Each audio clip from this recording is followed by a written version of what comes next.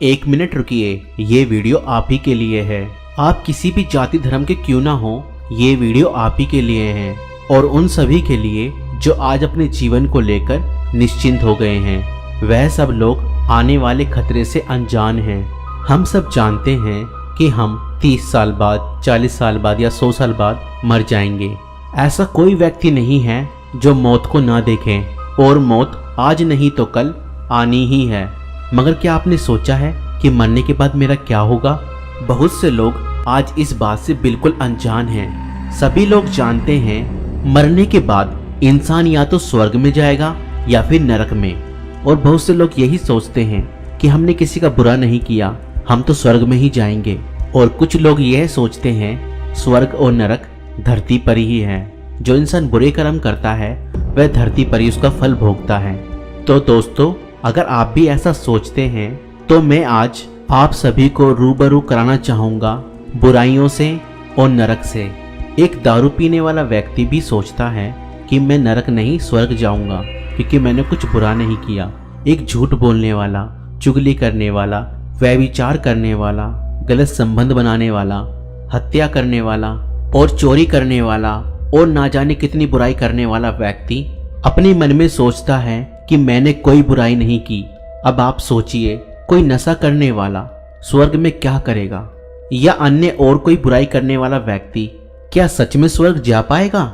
नहीं, स्वर्ग एक पवित्र जगह है और वहां केवल पवित्र लोग ही जाएंगे, क्योंकि परमात्मा पवित्र है और उसकी हजूरी में एक पापी व्यक्ति नहीं ठहर सकता।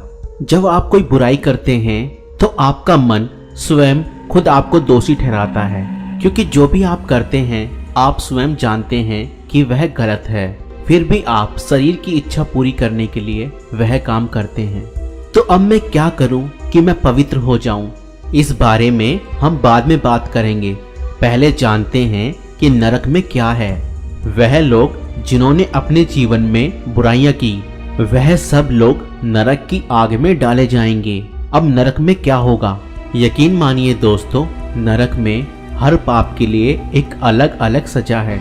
जो लोग अपनी जीभ से पाप करते हैं उसकी जीभ को तरह तरह के हथियारों से घायल किया जाता है, और वह लोग जो अपने गुप्त अंग से व्यभिचार करते हैं उनके गुप्त अंग को हथियारों से छन्नी किया जाता है। अब ये बातें आपको बकवास या मनगढ़ंत लगेगी, मगर ये सच्चाई है। बहुत से लोगों को परमेश्वर ने नरक का दर्शन दिखाया है और वहां पर उन लोगों ने यह सब होते हुए देखा है।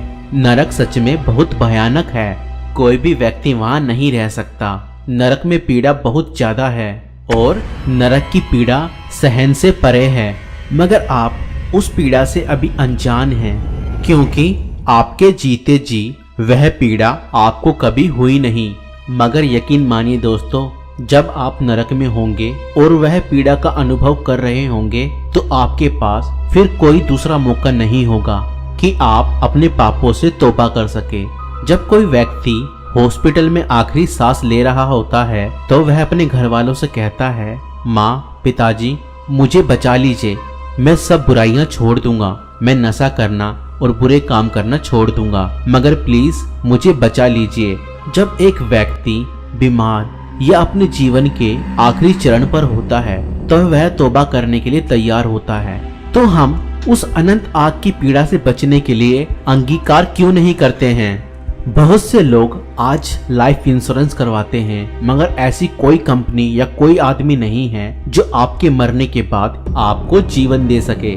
मगर अब हम क्या करें कि पवित्र हो जाएं और परमात्मा के घर जा सकें और रह सकें? दोस्तों, आज से 2000 साल पहले परमात्मा ने अपने एक लौते पुत्र यीशु मसीह को इस जगत में भेजा। यीशु ने कहा, डॉक्टर भले चंगों के लिए नहीं परंतु बीमारों के लिए आवश्यक है। मैं धर्मियों को नहीं परंतु पापियों को बुलाने आया हूँ, क्योंकि परमेश्वर का पुत्र खोए हुओं को ढूंढने और उनका उद्धार करने के लिए इस जगत में आया है, जिसमें कि सबसे बड़ा पापी मैं था। अगर आप आज ये स्वीकार करते हैं कि परमेश्वर, मैं एक पापी मनुष्य हूँ, मेरे पापों को क्षमा कर और मुझे एक अनंत जीवन दे, क्योंकि यीशु मसीह पापियों को बुलाने और उन्हें बचाने के लिए इस जगत में आया।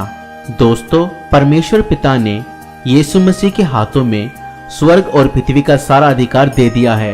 यीशु मसीह के नाम से आज हमारे पाप क्षमा होते हैं।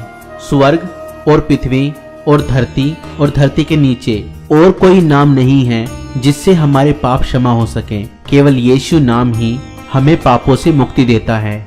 और दोस्तों, यह सब बातें हमें परमेश्वर के वचन यानी कि पवित्र बाइबल में पढ़ने को मिलती है कि परमेश्वर ने इस जगत से ऐसा प्रेम किया कि उसने अपना एक लौता पुत्र प्रभु यीशु मसीह हम सभी के पापों और अपराधों के कारण इस जगत में मरने के लिए भेज दिया। वह मेरे ही अपराधों के कारण मारा गया और गाड़ा गया और तीसरे दिन मुर्दों में से जी उठा। यीशु ने कहा, मार्ग, सत्य और जीवन मैं ही हूँ। बिना मेरे द्वारा कोई पिता के पास नहीं जा सकता। दोस्तों, मैं आप सभी को एक छोटी सी कहानी सुनाना चाहूंगा। एक छोटा सा बच्चा था। वह भीख मांगा करता था। चलते चलते उसे एक बड़ा सा घर दिखाई दिया। वह उस घर के पास गया और खिड़की में से झांकने लगा। वह महल बहुत सुंदर था। उसने सोचा कि मैं अंदर जाता हूँ और राजा से कुछ भीख मांगता हूँ। मगर जैसे ही वह जाने लगा, पहरेदारों ने उसका होलिया देखकर उसे वहां से बाहर निकाल दिया। अब वह लड़का बाहर बैठकर रोने लगा। तभी वहां पर एक सुंदर नौजवान आता है। वह बहुत अच्छे कपड़े पहने हुए था। वह उस बच्चे से पूछता है, तुम क्यों रो रहे हो? वह कहता है कि मैं महल के अंदर राजा के पास जाना चाहता हूँ, मगर चौकीदार मुझे अंदर नहीं जाने देते। वह मुझे भगा देते हैं। वह सुंदर नौजवान उसे हाथ पकड़कर ले गया। उस लड़के ने कहा कि नहीं, आप मत जाओ, वह आपको भी मार पीट कर भगा देंगे। मगर वह नौजवान जब उसका हाथ पकड़कर चलने लगा तो सारे पहरेदार उसके लिए दरवाजा खोलते चले गए और वह बच्चा यह सब देखकर बहुत खुश होता है। फिर वह नौजवान उस बच्चे को राजा के पास तक पहुंचाता है। वह बच्चा बहुत अचंभा करता है कि चौकीदारों ने इस नौजवान को क्यों नहीं रोका।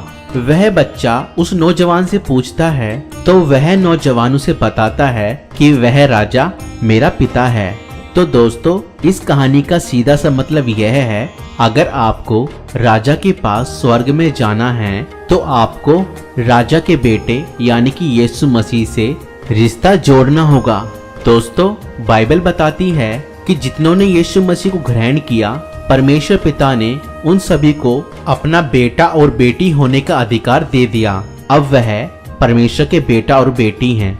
अगर आप परमेश्वर का बेटा या बेटी बनना चाहते हैं तो आप हमारे साथ यह प्रार्थना कर सकते हैं कि प्रभु यीशु मसीह, मैं विश्वास करता हूँ कि आज से 2000 साल पहले आप मेरे ही अपराधों और पापों के कारण इस दुनिया में आए। आप मेरे लिए ही मारे गए, गाड़े गए और तीसरे दिन मुर्दों में से जी उठे। मैं आपको अपना प्रभु, अपना उद्धारकर्ता ग्रहण करता हूँ।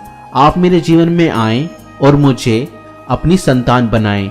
आमीन। और यह प्रार्थना करने के बाद आप भी परमेश्वर के बेटा और बेटी बन जाएंगे और अब तक के आपके सभी पाप क्षमा कर दिए जाएंगे।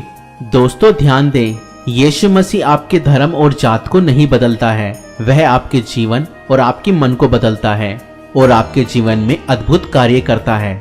अब आप एक पवित्र जीवन जिएं और बुराई को छोड़कर भलाई करें। आप मसीह लोगों की संगति करें। आप परमेश्वर के वचन को पढ़ें। अब आप परमेश्वर से यीशु मसीह के नाम से डायरेक्ट प्रार्थना कर सकते हैं और अपनी प्रॉब्लम्स को परमेश्वर पिता को बताएं। वह निश्चय ही आपको हर परेशानियों से छुड़ाएगा। अगर आपको ये वीडियो पसंद आई तो इस वीडियो को लाइक करें और दूसरे लोगों तक शेयर जरूर करें और हमारे पेज को भी फॉलो जरूर करें। परमेश्वर आप सभी को आशीष दे और ब्लेस करे। धन्यवाद।